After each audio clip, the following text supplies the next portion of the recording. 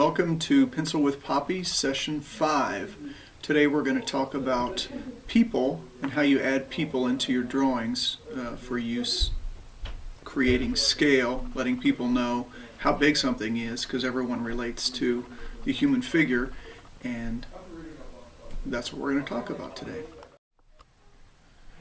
So this is the drawing we did last time where we talked about foreground trees, middle ground trees, and background trees.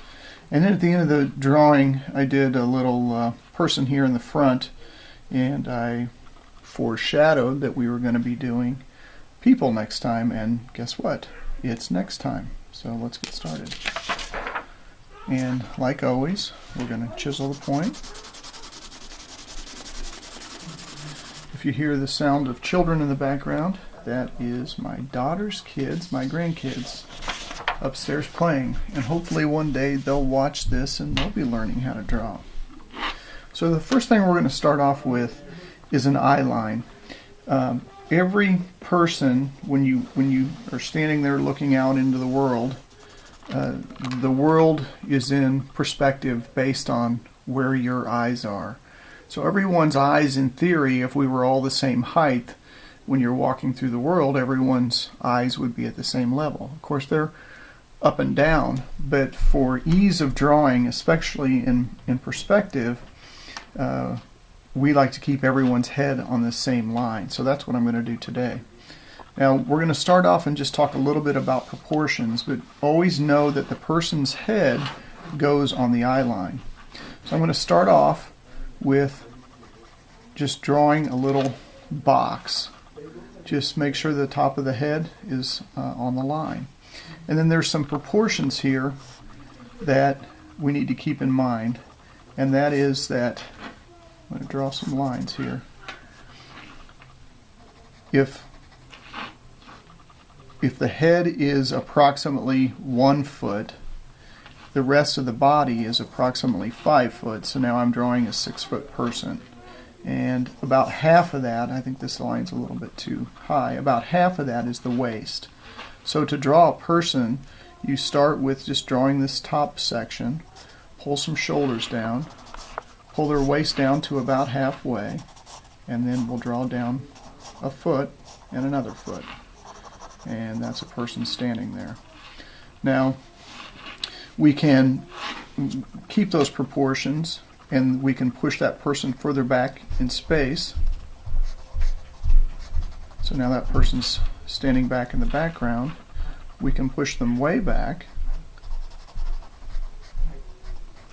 And notice that each of their heads is on the eye line. So the amount of detail that we use is really dependent upon the type of drawing that we're doing. I'm showing you right now just a gestural person that's used quite a bit by architects just to show the scale of whatever it is that you're drawing. So there usually isn't a lot of detail. So a person, again, I'm going to go through it. You have a very thin head, very thin rectangle with the top of their head on the eye line, and then draw the body down, one leg, another leg. You can make a foot down here and make it look like his other foot's walking behind. Throw an arm and a hand, an arm and a hand, and that's a person. But if you wanted to be more detailed, let's say the person's wearing a V-neck, you can actually get a little bit more detailed. You can add whatever you want. You can make it a letter jacket. He's wearing a sweater with a letter jacket on, or with a letter on it. You can shadow one side of them and make it appear as though they're in shadow. Put a little shadow on the ground next to them. Obviously that's a male, and then we do females in the same way, but they have a little bit narrower shoulders, and then we pinch down to a waist, and then if they're wearing a skirt, we pinch it down like that with narrow arms. And now she's walking along. Now this again is very gestural. You can get more detailed by starting the same way, and you can draw some hair in, make that hair flare out, and just do the same thing And now you've got a little bit more detail. You can put a little belt on her waist, a little V-neck. You can make her carrying a handbag. Maybe she's got a purse that hangs down. And with the more time you have, you can add more and more detail. And then if you were going to draw that same person in the background way back there, something like that. I know that looks very scribbly, but you can see that if you back up, you can see that there's a lot of depth that you can change. And then let's say that someone was up very close. You start the same way, shoulders, and let's say that this person has a suit and tie on. You can say that there's the lapels, here's the tie, and you can start to add hair, ears, eyes, nose, mouth. You can really get more detailed as you want to go, and then I always kind of haze them in a little bit so I don't have to fill out too much detail. But that's a pretty good way of doing a person. A lot of times I'll put glasses on them and then they start to look like me. Okay, so that is kind of the basics of how to draw a person, and I would say that a lot of times people make the biggest mistakes when they're drawing people. They will put big round heads on them, and then to me the only thing that starts to look like, you know, is an alien like E.T.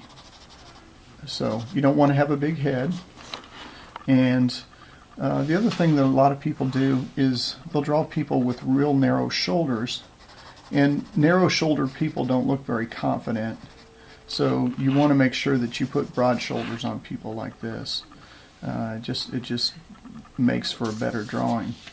So now I'm going to go in and have a little bit more fun with it. Go ahead and put another eye line in, and let's say that we do we're going to do a lady here, and let's put her in just a long dress.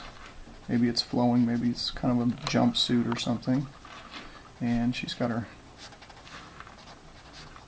hand down, and maybe she's holding the hand of her little daughter. Notice that the daughter's head is well below the eye line because she's about half the size of her mom, and you can have her hold her hand up, and maybe she's got a couple of balloons that she's carrying, and now it's a lot more festive.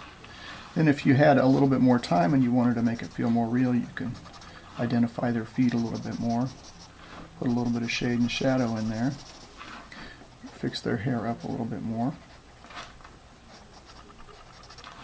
and put a little shadow on the ground.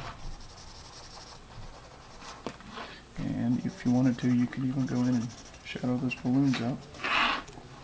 So there's a mommy and daughter that just came from the fair with their brand new balloon, and let's go ahead and put Dad in there too. He's trying to catch up with them.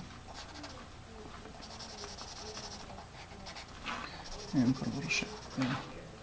So that's a little family grouping. So these kinds of people, the very, very loose people, are really just to identify scale within a drawing. And when you get more into a final rendering, say like you wanted a full-fledged final rendering, well then that changes what you do. And most architects use a process of tracing people. I have a trace file that I pull out that is just photographs of people, and then I overlay them and interpret what they're going to look like. So I'm going to show you a few drawings that identify my point here. This is a very, very fast sketch that I did while in a design charrette.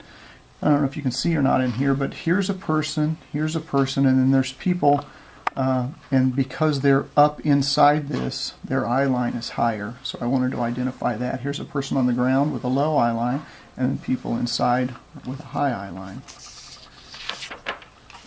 And here's a tower drawing. I love drawing towers. And you can see that these people are very, very small, and they're drawn to scale to identify the height of the tower. This is about a 90-foot tower. So you can see here, this is a pretty loose sketch, but it's a little bit more refined. This is a trace car next to gestural people. You can see that we added some balloons in there. You can see this person's eye is on the eye line. And eventually we'll get into perspective. This is a one-point perspective, and I'll definitely get into that. And then these are all colored, and we'll definitely get into color, but this is the very beginning, and we're talking about the basics. So here's a little bit more refined person. These are traced people, but they're very fast. And you can see this is a traced car. Here are some traced people. And you can see I'm getting a little bit more refined. These people, I don't know if you can see them, they're playing in a band. Their eye line would be higher because they're up on a stage, and these people are down below. And again, we added some balloons for some fun. Here's a traced car and a traced person. You can see this is, I actually overlaid a photograph of a gentleman in the Army, and that really gives a finished look to things.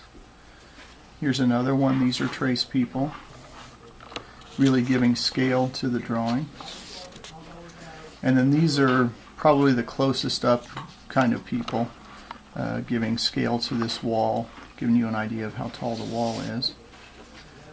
A little bit more refined there. And then here is some really, really detailed people. So that's it for people. We will get more and more involved in the details as we go. We'll go into perspectives and color, as I mentioned before.